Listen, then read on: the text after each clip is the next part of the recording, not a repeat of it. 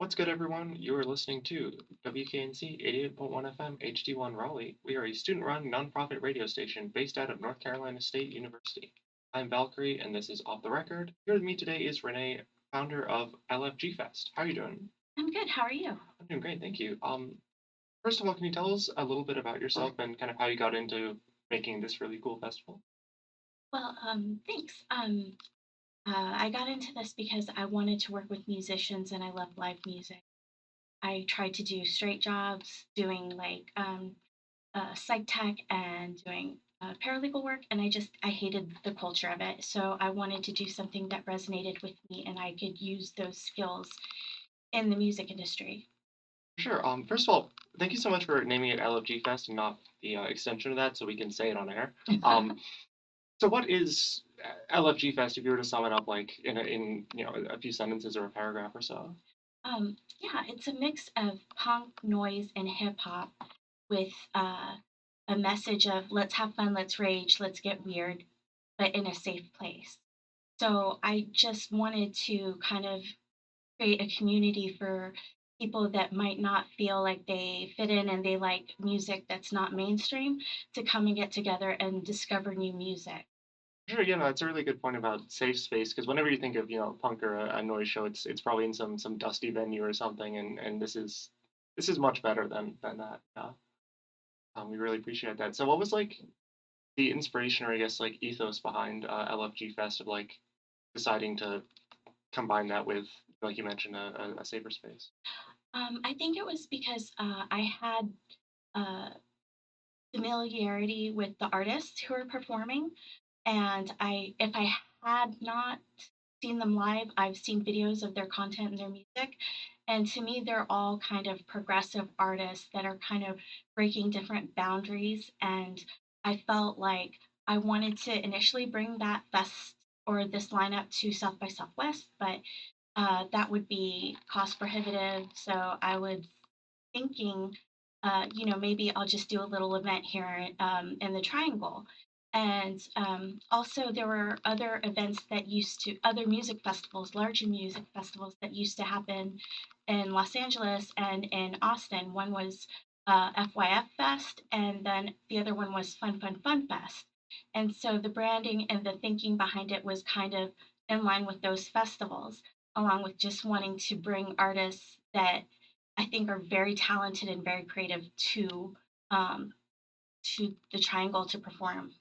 Sure. So are there, I noticed there are definitely a number of local artists. Was there like a local focus? Do you look at like kind of a region of the U.S. or is it like more of like a genre thing? It was a region and genre thing. I think the artists that I picked were just artists that don't usually get to tour because of the expenses associated with touring. And I wanted to focus on artists from smaller communities because they definitely have a DIY ethos, and I feel like they're prolific in the music that they produce, but they don't always uh, get the press that they deserve. So is this like, yeah, you mentioned like the artists can often like not leave their own area. Is that like something that's endemic to like the punk scene or like is it just harder for them to like get like a van together and go out there? I think I mean, this is just from my observation. I can't speak for them, but I think it's just that most of these artists have day jobs and they don't make their money off of music, so it's a matter of taking time off and getting a vehicle and booking the venues because most of them book their own tours and they do everything themselves, so it can get a little bit consuming, time consuming and consuming with expenses. Sure. Are there? Yeah, you mentioned a number of scenes and local communities. Are there also a diversity in the identities of the artists, like who they are? Is this like a great way of kind of showcasing different identities across this scene? I think so. I mean, I really care. I mean, I'm not a white person. So I care about diversity and I look for it. I look for people who I don't necessarily see on the radars of typical shows. And I really wanted to have diversity in, you know, in different backgrounds and ethnicities and orientations and all that kind of stuff because I think it's important to see artists represented. So that's what I was hoping to do. Um, what do you say is like, I guess, the importance of one of those kind of festivals and like the scene or like just the general area of, let's say, the Triangle? I'm pretty new to the Triangle, so uh, I I just feel like this is I think North Carolina is a purple state more so than where I'm from in Texas, where there are blue islands in a red state. And I like the fact that there's diversity in this community, and you can see it when you go out and about. And I think it's just important to kind of create spaces where people feel comfortable coming into and where they don't feel like, well, I'm not sure if I should go to this because maybe I don't see representation within that community there.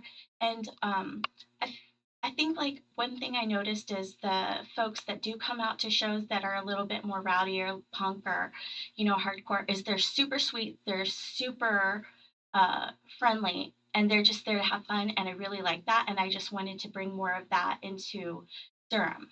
Nice. Yeah, no, I've noticed that a lot of like in terms of concerts, the best, most helpful, kind of most capable of making a concert good are people who have had that kind of experience, had that kind of like time in the scene and stuff. And often concerts, like if you come in not knowing what's going on or because of like a meme or something, it can get kind of hairy. So I'm really glad there's a focus on like kind of making sure that there are those established faces in the scene, and that's going to be good.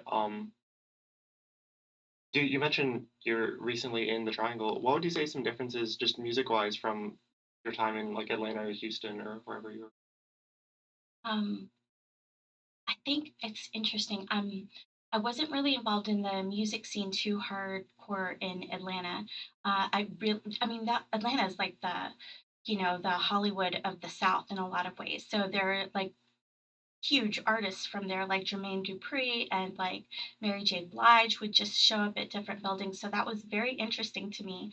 And then Houston has a really prolific music scene. There's a lot of hip hop, like Dirty South, Third Coast hip hop, and but it's very eclectic. It's very like you'll have punks and people that like two step in college kids to older folks to queer folks all coming together at the same music venues and hanging out. It's just a really diverse mix.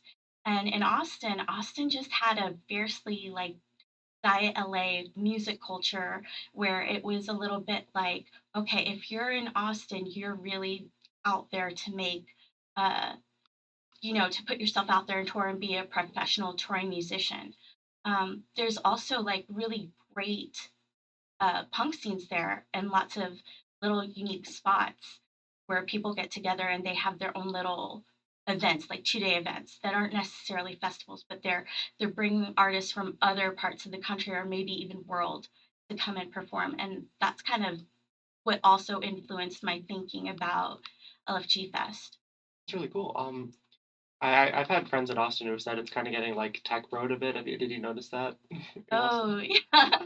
I mean, if you go to any coffee shop in Austin, it feels, I mean, even outside of Austin, everybody's talking about entrepreneurship, startups, funding, all that kind of stuff. So it's like it can be overwhelming. No, for sure.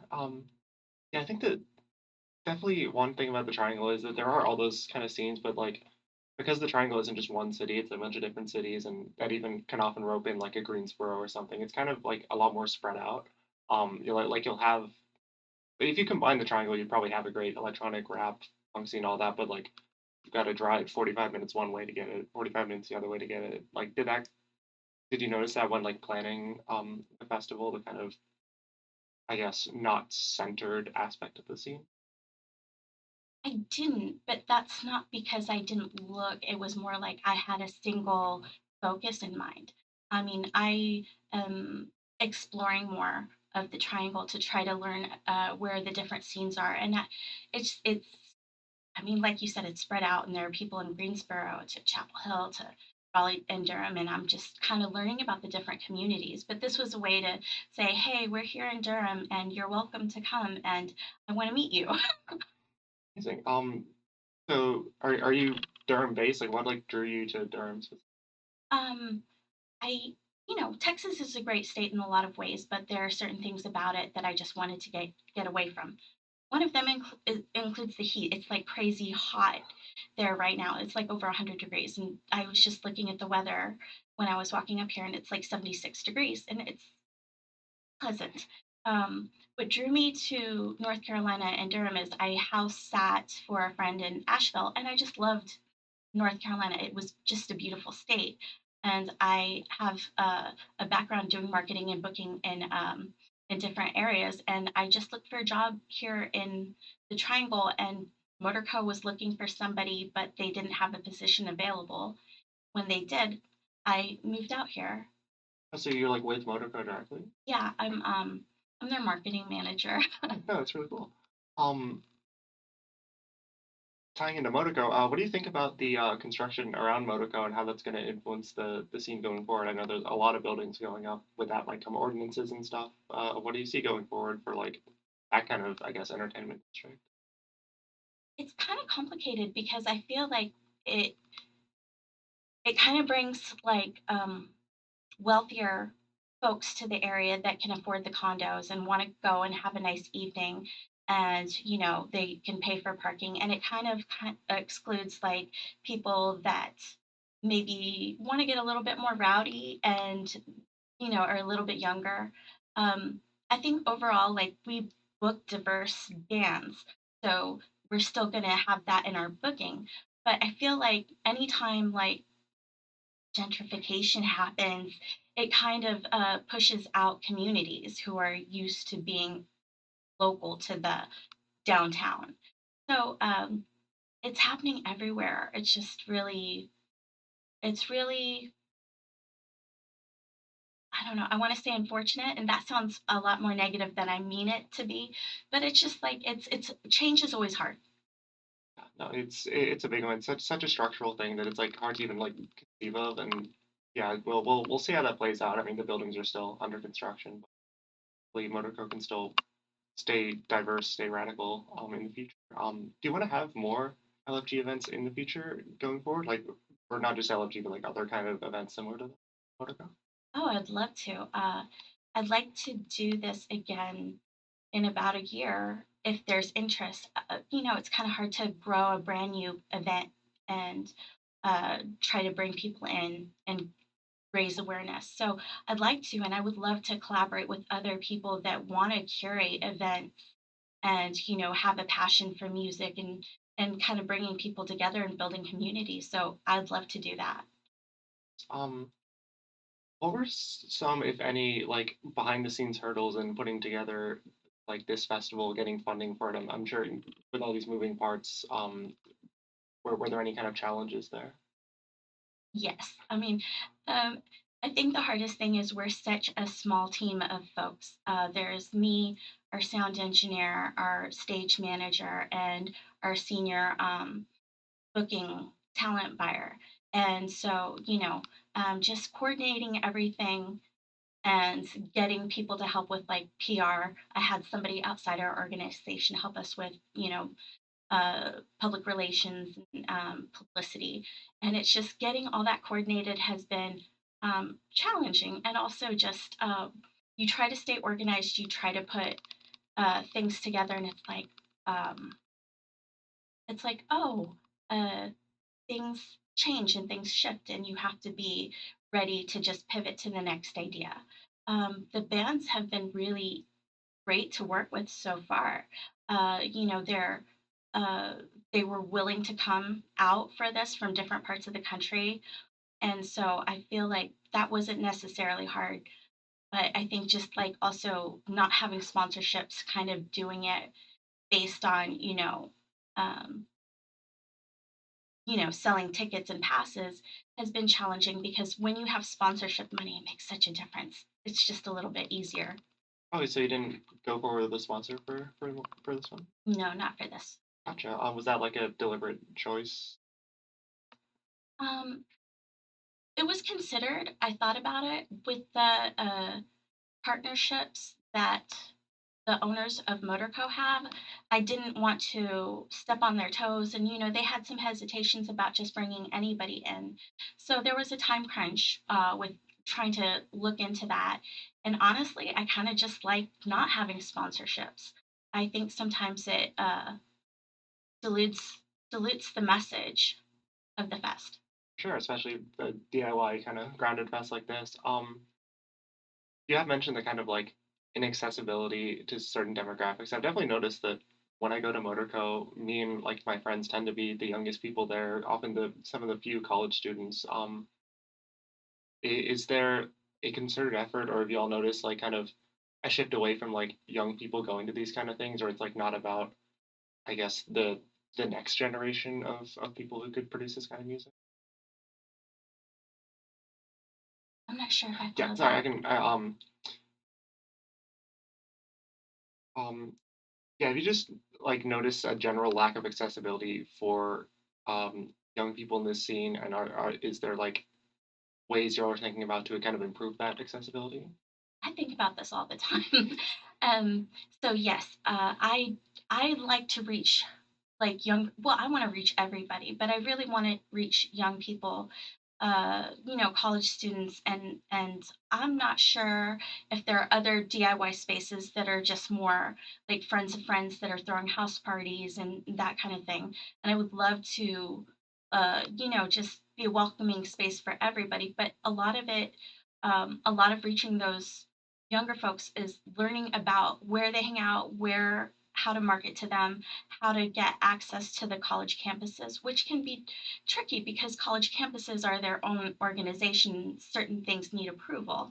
Um, so, I mean, I've wanted to do just guerrilla campaigning where we just leave stuff all over campus, but then also, I work for Motorco and I don't want to be disrespectful to to the campus and the colleges. Sure, and especially Duke has a bit of a reputation of not engaging with the area as much. So yeah, that can often be hard to like kind of penetrate the Duke bubble. Totally get that.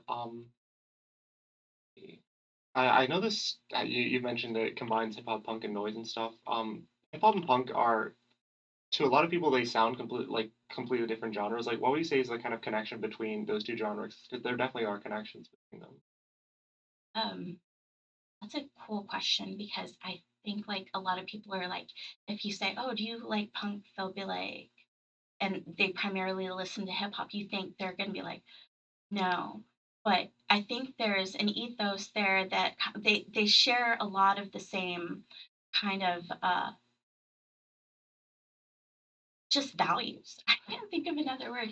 Um, and I feel like they're kind of anti-establishment and like they're very like they create their own culture. And what I've seen over the years, because I grew up listening to like the Beastie Boys and like Run DMC and some of the later like Third Coast hip hop stuff. And there's a blending of like people that are listening to all this different kind of music and they're mixing it together. Like Blackie is one of the artists from Houston that's performing, and he doesn't just do hip hop. He does like industrial music. He listens to like, he like Show Me the Body. He could perform with some of these artists. In fact, Tony has a song that he DJ'd where he blended like a country song and I think I can't remember the name of it, and Ring the Bell, which is a hip hop song. And he did it so smoothly. It was really cool, and it's because like those folks have eclectic taste. And then with punk, I feel like I've known people who kind of who are in the punk scene, but they also will go and tour manage for different hip hop artists because they they vibe with each other. They kind of like the same things. And in terms of music, I think that there's a lot of overlap that I'm hearing, and it didn't just start like maybe in the late 90s, but it kind of has grown over time where genres are just blending. If something sounds good, like people are going to be into it. If you want to mosh to it, you can mosh to it. Like Juice Lord is a local artist, and His nickname is the Mosh Pit Messiah, and he has such a good punk energy, but he's still hip hop. And I think he's amazing. I think he's a rock star, total rock star. Yeah, well, we at the station love Juice Lord. We're big fans of him. Yeah, you touched a lot on those kind of connections between sort of the anti-establishment stuff. Both scenes are unfortunately getting co-opted, corporately, pop punk and whatever major label hip hop. Is that like an obstacle or is that like an opportunity to kind of grow new aspects of each of those scenes? I think it's an opportunity. Um, there was an article that recently came out, I think in Rolling Stone, where I believe the artist was Travis Scott, and he has a new album out. I didn't listen to it. I haven't heard it, and it references Kanye West. And Kanye West had been compared to Blackie, maybe about like a little over 8 years ago, and so it's always like uh, there are always connections within music where if somebody gets recognition and the writers or the journalists in music go and they can pull out a name of an artist that isn't as well known as Kanye West, it makes a big difference in their reach and their audience. Sure, it's a really interesting way of looking at it. I never thought about that before. I'm definitely gonna read that article after this. See, so this is at Motorcar. If for any listeners unfamiliar with Motorcar, what's like a good way of like getting there? Like, well, where is Motorcar? Motorco is in downtown Durham, and there is a lot of construction around there, but you can find parking. On our website, there's information about parking, and there's free parking, street parking, and also paid parking. Our venue is going to be inside, so like even if it rains, everybody's going to be inside, so that's nice. And if it's really crazy hot, still going to be inside. And then there's Motorco has like a restaurant attached to it. And also, we have a new veranda where we do wood fired food, like and all that kind of stuff. So if you want to grab a bite there, you can. It's like the cap is like 450 for shows, so it's big but not too big. It's just like a comfortable size, and I think it's just like a, a fun place to see a show at. Yeah, that's a really great size for a venue. I know there's a lot of bands playing on like each night. Are the sets going to be like is it like a lot of like rapid fire sets? How y'all are doing? I mean, there's the changeover between sets is about 15 minutes or so. And we're doing line checks, but we and the sets are I think they're a decent amount. They're 30 between about 30 to 45 minutes. And it just depends on the size of the band and I mean what kind of audience it has. Like local bands are going to play more like a 30-minute set, and then bands that are from out of town are given a little bit more time. Thanks. Um, is there anything else specific that you want our listeners to know about during this festival? Oh yeah, I would love everyone to come. We dropped the 2-day passes to $50 to make it more accessible. But if there's only one day you want to go to, those passes are only $30. But you should encourage your friends to come. And even if your friends don't want to come because they might not be into it, just come and make new friends. Yeah, for sure. It's always better with friends in those shows. Before we go, what are some of your favorite artists, or either in this scene or just in general? What's like your like general music? Oh wow, I like too many bands. Like I think I stopped having favorite bands like a while ago, but I'm really excited about Upchuck. I think they're an amazing band. Uh, I'm excited about Sweeping Promises and Wombo and Gustav and a lot of post-punk kind of music. I also I like Megan Thee Stallion. I like hip hop. I like a lot of different genres and a lot of different artists. But like right now, I think post-punk is the music that I'm the most excited about. Sure. Yeah. Thank you so much for speaking with us. By the way, it's been a really great convo. Thank you. Thank you for having me. Awesome. I appreciate you all for tuning in. You can check out all of the interviews I and everyone here does at wknc.org/podcast and click on Off the Record. I'm Valkyrie, and I've been here with Renee from LFG Fest on WKNC 88.1 FM HD1 Raleigh.